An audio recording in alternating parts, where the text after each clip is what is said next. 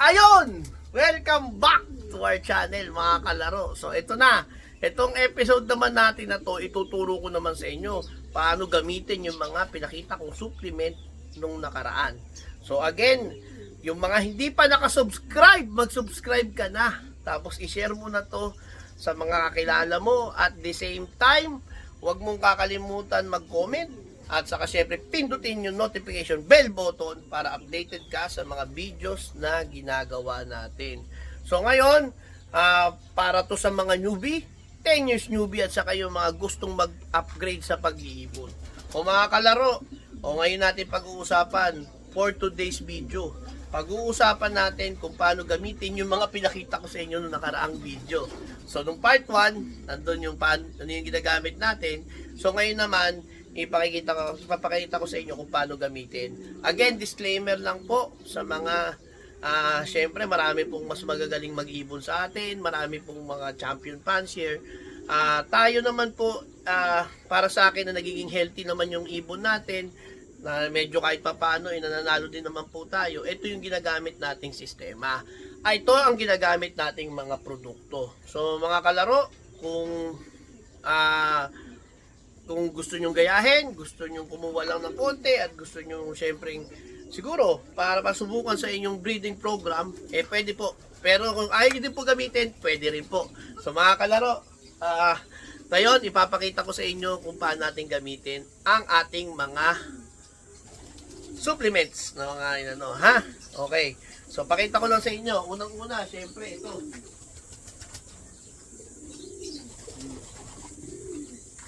Ito, yung Progency, no? Sabi ko nga sa inyo, multivitamins, no? So lahat po ay gumagamit ng multivitamins. Ginagamit ko po ito kada Lunes. Lunes, itong pinapainom ko.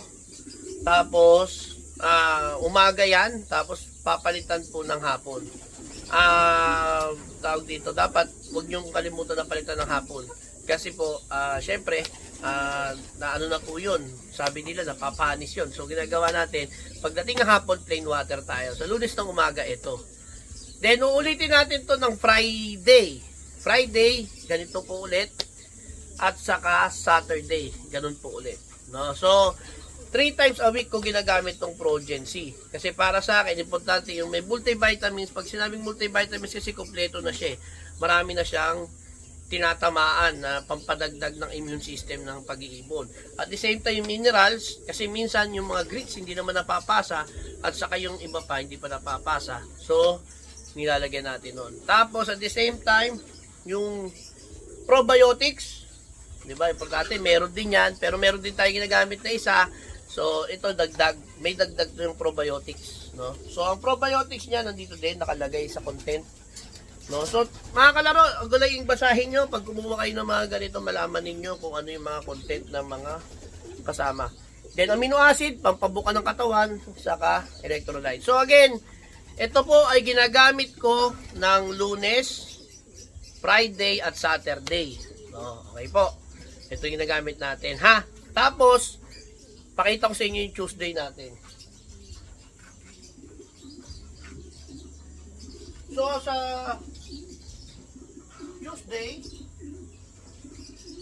Tuesday, Wednesday, Thursday. So itong Smart Pro, lalagay natin sa tubig, tapos itong honey, same time. Teka lang, ha, hindi ko mahawakan lahat. Ayan. Yan. Itong 4, no? Smart Pro, honey, saka itong apple cider, saka itong Herbulan. Okay? Ito. Yan, 4 yan. Sama-sama. Pinapainom ko to. Hinahalo ko lahat sa tubig ng Tuesday, Wednesday, Thursday. 3 araw na susunod. Tuesday, Wednesday, Thursday. Itong 4 na supplement na to. No? Hinahalo-halo ko sila. So, ipapaliwanag ko sa inyo kung bakit. Teka lang, bitawan ko lang. Ang dami.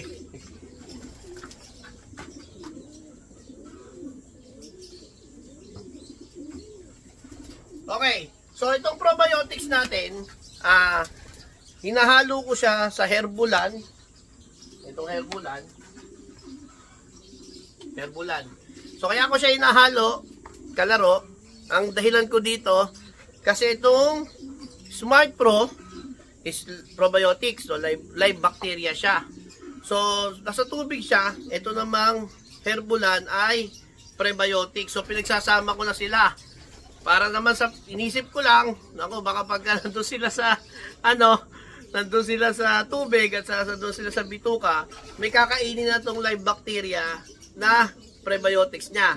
Again, kasi ang probiotics hindi siya tumatagal kung wala siya kinakain, which is yung para sa akin prebiotics yung Herbulan. Okay? So kaya ko naman din nilalagyan ng netong apple cider kasi yung tubig niya magiging acidic, no? So pag acidic yung tubig, sabi nakikita ko na nabubuhay yung probiotics, no? So ito yung dagdag. At the same time, yung mother niya also pang gut health din, hinahalo ko siya doon. Kaya hinahalo ko siya doon sa probiotics. Tapos syempre itong honey, yan, yung pasteurized itong honey natin na wild, hinahalo ko din dun sa tubig. So, 4 silang supplement sa tubig, Tuesday, Wednesday, Thursday. 3 araw sunod. Para sa akin, kaya sunod na 3 araw para mabuhay talaga yung probiotics sa bituka nila.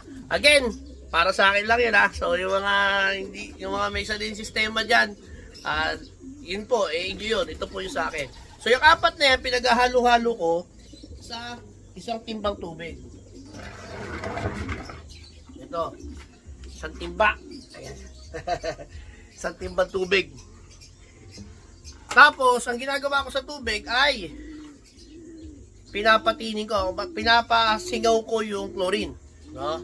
So, sabi nila, yung iba, gusto direct na nilalagay yung probiotics. Pero para sa akin, again, yung probiotics natin, tinanong ko yan kay Sir Russell, mga minimum dapat 24 hours na sumingaw yung chlorine. Kasi yung chlorine, yan yung ginagamit sa mga swimming pool. Di ba? Sa swimming pool, para mamatay yung mga bakterya doon, nilalagyan nilang chlorine. So, wala pong kwenta para sa akin yung probiotics kung may chlorine siya. Kasi, namapatay din yung good bacteria. So, wala din nadadagdag yun sa ibon para sa akin. So, kaya ang ginagawa ko, pag sumingaw na yung tubig, saka ko nilalagyan itong 4 na to. And good thing naman po, ngayon kasi, as I check, maganda naman po yung sizes ng inakay natin. Maganda din naman po yung mga dumi nila. At the same time, yung apple cider vinegar, ito po. Para sa akin, ito din ay maintenance prevention po para sa cancer. No? So, pag acidic din po ang inyong, pag may acid po ang iniinom ng ibon, yung bacteria ng cancer, nawawala na po yan. That's bad bacteria. Yung bad bacteria na yan, hindi po namumuo sa dito lalamunan ng ibon. At the same time, yung mga good bacteria, yan yung malalaban sa mga bad bacteria like yung mga cancer, mga E. coli, yung mga bacteria na pinapatay ng antibiotics. Ako po, kami dito sa RY4 Lop, hindi po gumagamit ng antibiotic, lalo na kung hindi naman siya talaga kailangan. At the same time, yung flushing ko po once a year lang. Pero after nun, binubuhay ko na po yung mga good bacteria sa gut ng mga ibon. So, ito pong mga ito ay nakuha ko dun sa mga, kaya ko siya natutunan dahil dun sa mga tropa, at the same time, sa mga research na ginagawa natin. So, yung mga nagtatanong po, nagsusubo po ako ng mga gamot sa ating mga inakay. Minsan, gamot, hindi pala, supplements. Kagaya nito, binigyan tayo ni Master Jeric ng Boost X5, sinubukan natin sa kanila. May natira akong digestion, ginagamit ko siya kapag naghihiwalay. At the same time, nung medyo madami pa, sinusubo ko. Pero normally, ginagawa ko lang yung digestion, yung kay Boss Manigo, na Victory, ginagamit ko siya pagkawalay. Isprayan ko nung anti-kuto niya, so papainumin ko ng 2. Yun yung pagwinalay ko. No? Pero kapag dyan nandiyan sila, hindi na po. Okay na po ako dun sa mga pinakita ko sa inyo. Yun po ang pinapakain ng mga ibon. At the same time, syempre, mamaya may sa second natin, ipakikita ko sa inyo kung ano yung patukang pinapatukan natin sa kanila. Syempre, kalapatids yun, pero may hinahalo po ako. Sa next episode natin, papag-usapan natin yung mga patuka at saka yung mga grits na ginagamit natin sa mga ibon natin. Okay na? O, mag-subscribe na kayo. Baka mag-subscribe pa ang iba. Okay na? O, yung mga mga tropa natin dyan na mga gustong matuto, ito, isinishare ko para sa inyo, para magamit nyo sa breeding program nyo. Ngayon, kung nananalo na kayo at magaganda na yung mga kondisyon na ng inakay nyo, huwag nyo itong gawin. Gawin nyo na lang yung ginagawa nyo kasi yun ay gumagana sa inyo. So, ito ay gumagana sa akin. Okay na? Bye!